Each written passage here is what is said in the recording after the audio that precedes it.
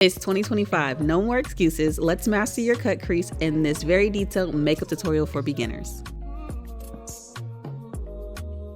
For this particular cut crease, we're going to be using 3 shades, and the very first shade you're using is going to be called your transition shade. This shade is typically your lighter eyeshadow pigment, and you want to use this to set the base or the foundation for what your eyeshadow look is going to be. Second up, we're going to go into our crease shade. This is typically a shade darker. Once you've laid your crease shade down, you're going to alternate back into that first brush that has your transition shade color on there, and you're going to use that to start blending these two together. Remember, blending is key when you're blending out eyeshadow. Third shade we're going to go into is your definition shade. This is going to be the shade that creates the contrast between your concealer when it's time for you to cut that crease. And then you're also going to alternate back into that brush again. And once again, like I said, we're trying to create a seamless transition between all of the shades. Next up, we're going to go into concealer. You can either use a white concealer or a concealer that you use for brightening. You're going to place this directly on your lid and look up. After you've looked up and you see where that concealer has stopped, that is where your crease is. Now, if you have hooded lids, the key to making your cut crease seen is to cut above that line. This is how your cut crease is going to be defined and how it's going to show up on your lid.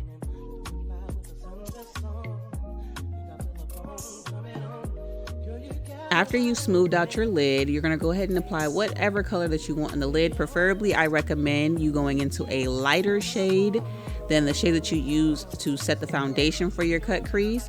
That way it pops against that background, that contrast that we talked about in the beginning. Particularly for me, I used shimmer shades. And if you're wanting to follow the same format, go light to dark with your shimmers and then take your crease shade and that defining crease shade and put it on the outer corners to finish the look. And after that, you're just going to blend out the corners to make sure that it's seamless. Next, we're going to go into the NYX Epic ink liner. I am doing a angled wing liner. It's not even really a full wing, it's like a half wing. It's just something that really makes this look lifted. And then I like to go in with a matte black eyeshadow pigment to mattify that liner because it does even more than a defining for the crease shade. Next, we're going to go into J. LaRue Cosmetics white gold pigment. Now, this step is not necessary. However, I am extra girly and I just wanted a little bit more shimmer on the lid for this look. After I lay that pigment down, as you can see, it eats. I think this is one of the most iconic products that they have in their collection. Next, I'm going to go in with the e.l.f. Cosmetic Big Mood Mascara that's meant for volumizing and lengthening. And I'm going to put some lash glue on, and this is just to set the base before we put our falsies on.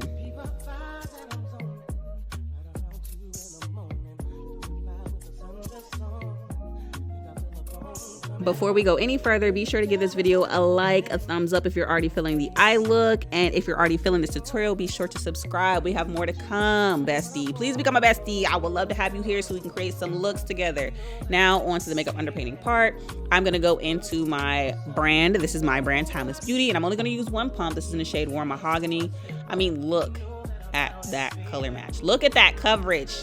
I designed this collection to have 50 inclusive shades with women of color in the forefront in mind when designing this line, and I am proud to say that I just purchased inventory. So the countdown for the official launch has begun, and I cannot wait to see all the beautiful faces find their shade match and fall in love with the Skin Perfect Soft Matte Foundations as much as I love them myself. Maybe I'm a little biased, but I cannot lie.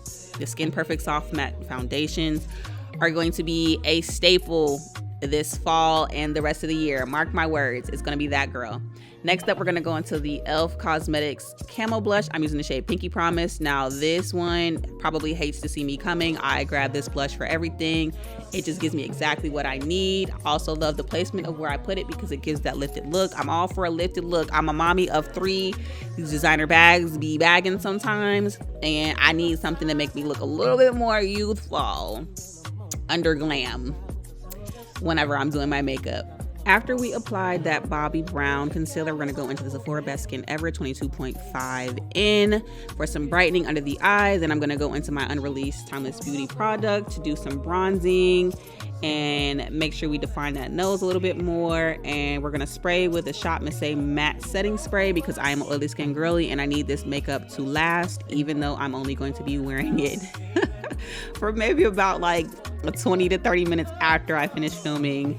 I like to get glam. Mind you guys, it was 11 p.m. last night when I recorded this look. I wanted to do something. I had something in mind. I wanted to give you guys some quality tutorials, and this was the only time I had to myself after I finished my class too.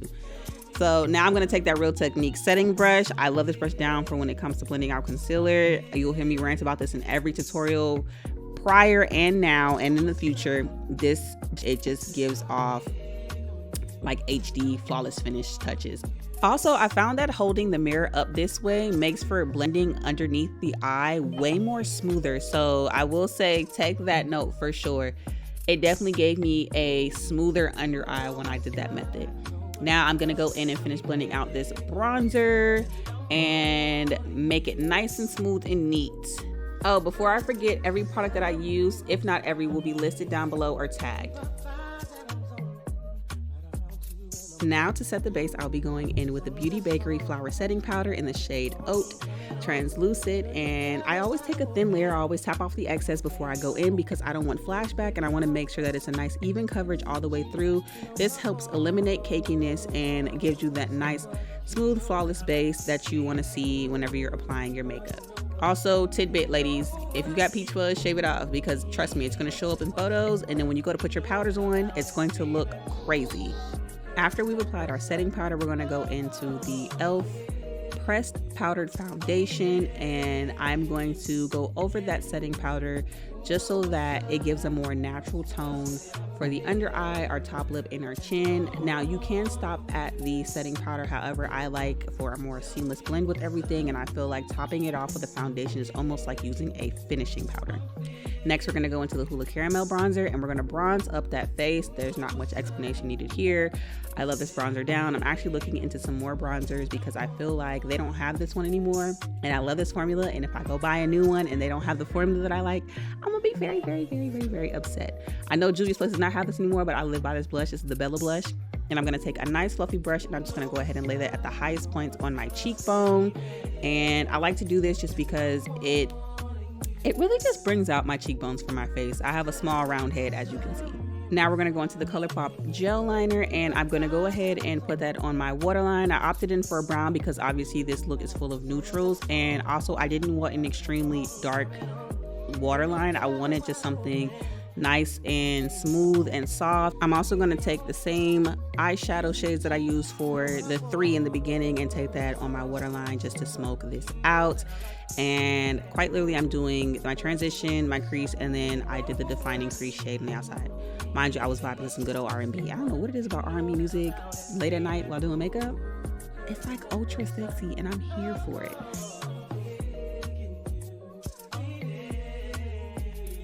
Now for our final touches, this is the fun part. I'm actually taking lip liners today. I'm going into the ColourPop So Juicy lip liners. I'm going to use 2 different lip liners, and I'm also going to smudge them out for a more softer lip. After I smudge that out, I'm going to Juvia's Place Nubian Sand lipstick, and I'm going to blot that on my lips. I'm not going to smear and drag because I don't want the colors to mix yet. I want to have control over that. And then afterwards, to brighten the center of my lips, I'm going to go into the MAC Cosmetics satin lipstick in the shade Creme de Nude, and we're going to do the same motion, which is blotting that on. Afterwards, I'm going to go back into that liner with ColourPop, and I'm going to outline it with a lighter brown so that way we can have a nice seamless transition. And then I'm going to go into the Lawless Beauty Forget the Filler lip plumping gloss, and I'm going to put that over the top. And to reinforce it, I'm also going to go back into that dark liner. And after we have reinforced that dark liner, I mean, look at that lip, delicious, kissable, very. We're going to set one last time, and here is the final look. Thank you guys so much for tuning into today's look. If you like this video, give it a thumbs up, and I cannot wait to see you guys in the next video. Bye.